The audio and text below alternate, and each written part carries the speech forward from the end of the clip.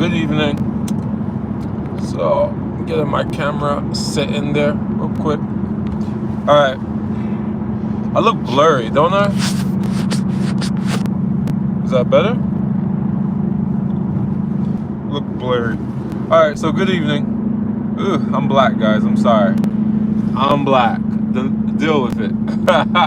So, I'm going to soccer real quick. I may reshoot this live tomorrow morning when I'm going to work. Today or this evening, I wanted to talk about Kikoff and a couple of other apps that I know a lot of black people like to use. And being an immigrant coming to America, I've watched my parents use basically all of these. For example, you know, all the fast money, payday loans and stuff like that. Cat Williams even talked about it. I think it was Cat. And a lot of people talked about it. So even like Boys in the Hood, right? It's an old movie where they talk about there are liquor stores all over the place. And then Cat Williams, I saw a video of him months ago, maybe years ago now, where he says there are liquor stores and then those shops where you could basically take your paycheck to and get your cash, and then they charge you a fee for bringing your money out. Well, in 2024, a lot of those sort of stores where you can go cash out your money, it's for people who don't have bank accounts. So in 2024, a lot of these stores and functions have been automated virtually. And to start this conversation, I like to start with, first of all, everything's a liability unless it's making you money. That's what makes an asset. Cars, obviously a liability.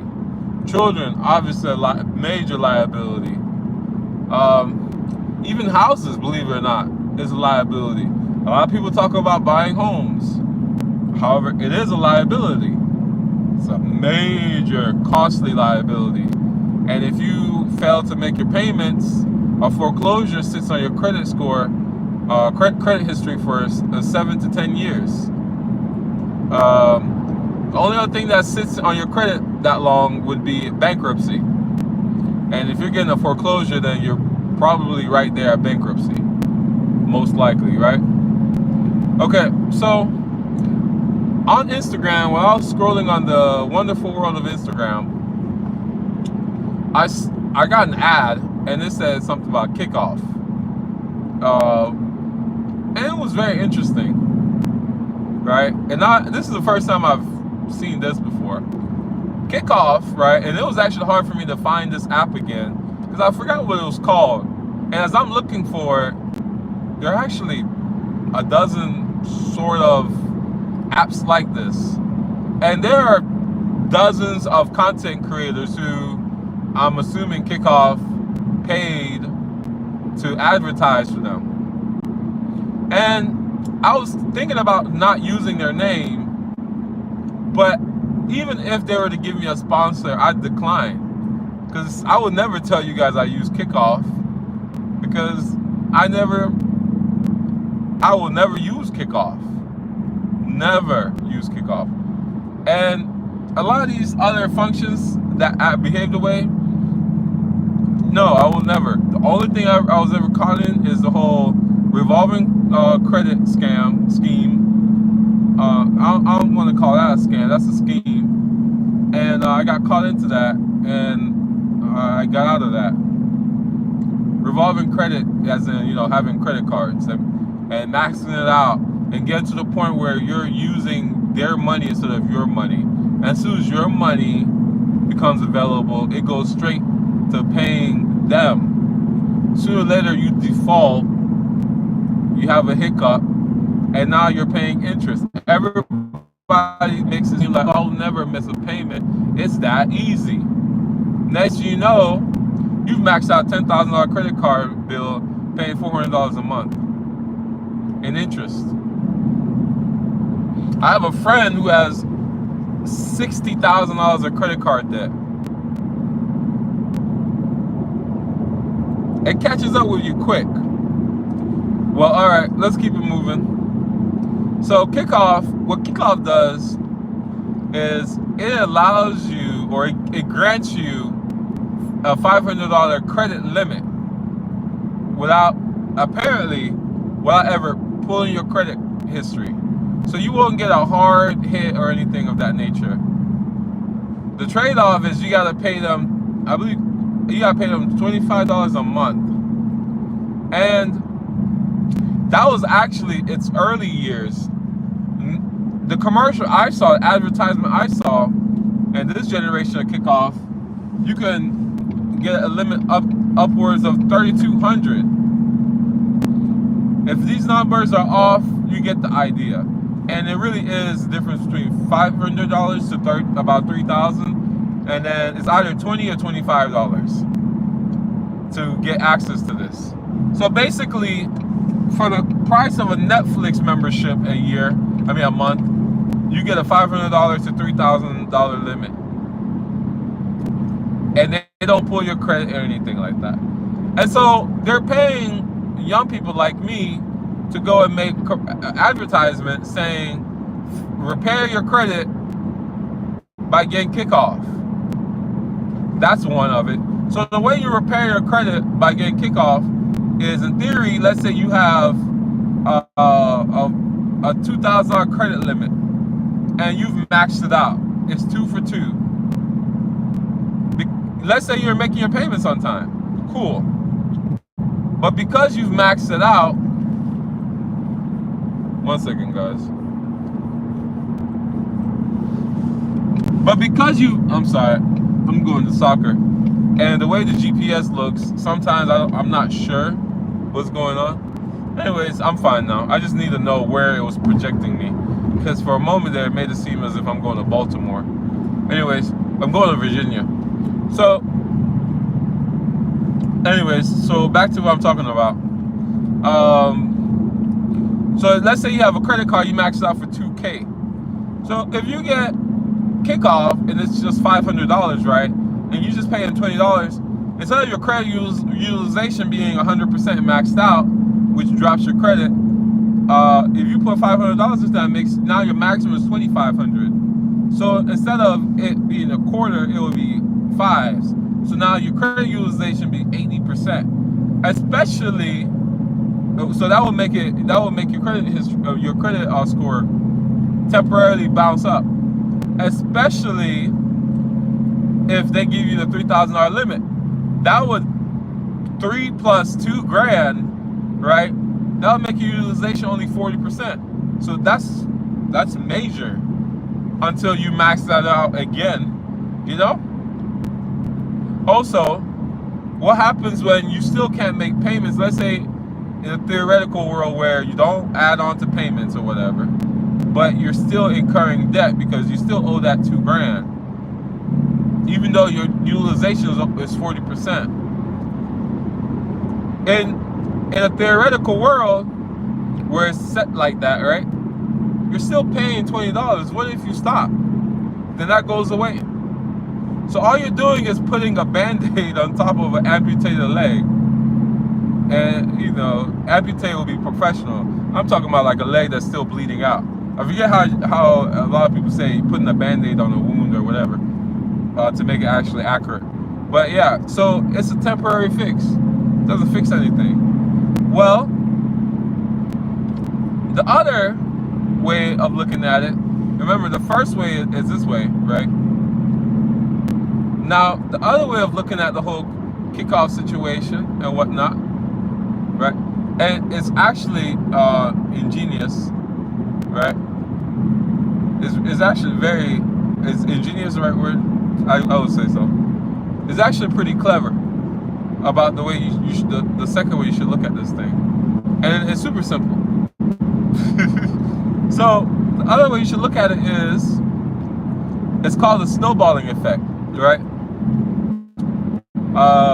And some people want to say avalanching.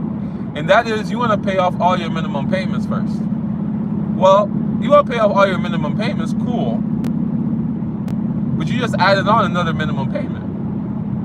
From now on, you'll always be paying $20. the way the snowball effect, according to Dave Ramsey, works is that you pay off all your smaller amounts. And the first person who told me this wasn't Dave Ramsey, it was my mom years ago.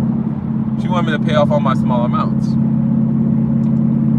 So let's say you have $200,000 mortgage, $20,000 car, and $10,000 in credit cards, and $2K in student loans. And then you pay off the student loans, you pay off the credit card, and so let's say you have a $150 payment in the student loans. When you pay that off, now you can roll over the $150 into your credit cards. And let's say your credit card bill per month is $400. So when you pay off your $400, now you can take 4 plus 150, which is 650, right? Right? 4 plus 150, so 550. Yeah, 650. Sorry, guys. 4 plus 150 is 550. I don't know what I'm doing. So yeah, so you take 550, now you roll it into your car loan. Let's say your car loan is $600. So once you pay that off, now you take over $1,000 because it'll be $1,150, right? Now you roll into your mortgage. So that's how the snowball effect is. And then some people try to come up with this whole like avalanche thing, where it's really because what they want you to do is attack your highest mortgage in a way, or somewhere in between.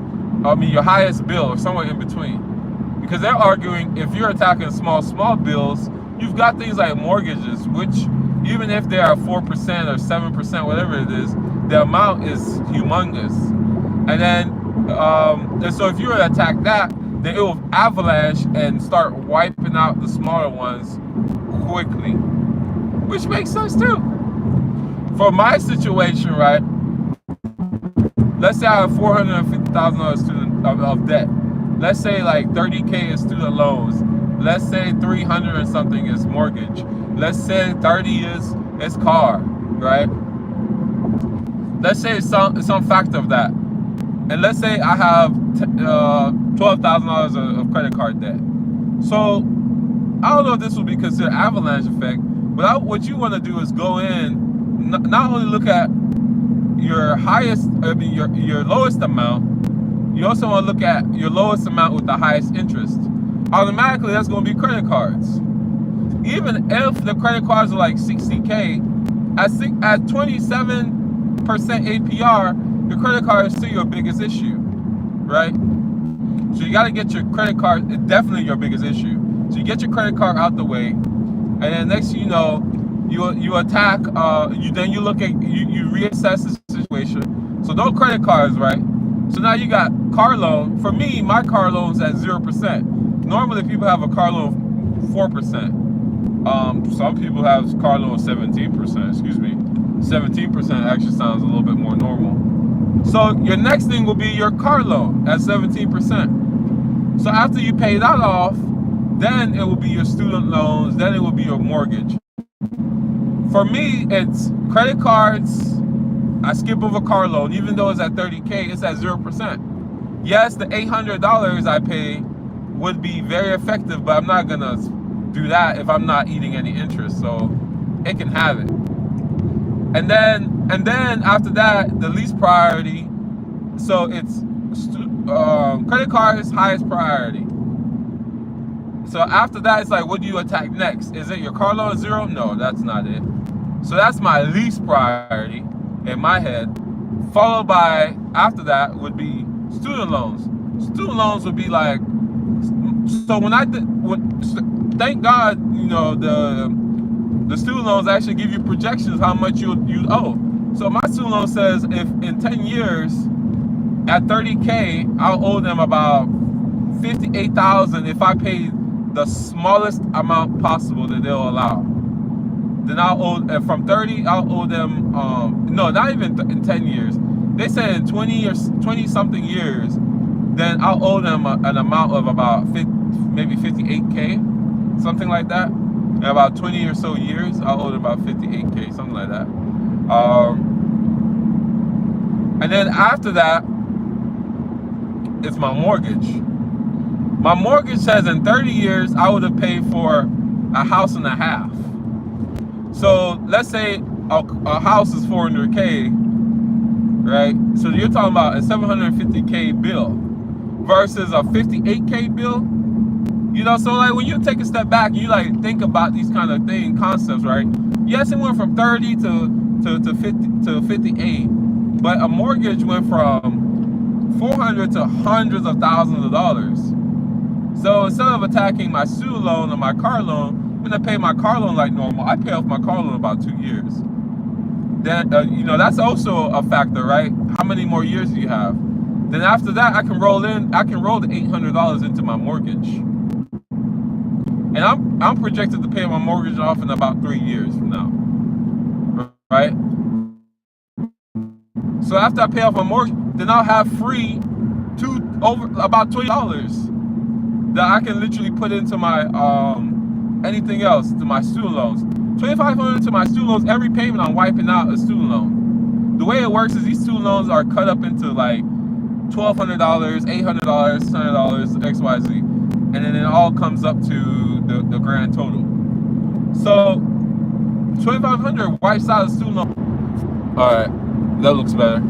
So $2,500 of mortgage, right, per month, that translates to over 10 months, $25,000. So within a year, I'd pay off realistically all of my student loans. And as long as I don't take 20 years to pay off my house, right, I'm not adding on 20K. I might add on like 2 or 3 more K, but it's not going to be anything crazy. Versus every $2,000 I pay to the mortgage, right, I get maybe $200-300 back as principal. They're eating $1,800. So if you're telling me I pay that off and all I incur is maybe 3 to 4 months of interest that I would have been eating, paying my student loans, paying my mortgage normally, then I'm gonna do that. And if you think about it, all the interest is in the front end. So 30K, instead of paying my student loans, if I put that into my mortgage, turns into 60K. If you know, you know. I've talked about it on this channel before. Now, let's go back to the main topic, and I'm most likely going to reshoot this tomorrow because I really don't like what they're doing. So, Kikoff for $20 gives you a $500 credit limit. Cool. And then the other things I don't like, right, and I quickly brushed over it, is the credit cards. I've advised so many of my friends against doing this. One, refinancing your home to pay off a credit card. Yes, the snowball effect is powerful, but that's a big snowball you're trying to pick at to try to pay that snowball, to create the snowball effect. So refinancing your home, like I just explained over these last 2 minutes, is drastic because over 30 years, a 400K loan turns into 750, easy. So it's not wise to refinance. It's never wise to refinance for any reason. It's not wise to refinance to buy a house. It's not wise to refinance to especially to fix your basement. Don't ever refinance to fix a depreciating asset. Only way you can make a home go from a liability to an asset is when you're renting it and you're getting rental income from it. Any other time, it's just eating up money.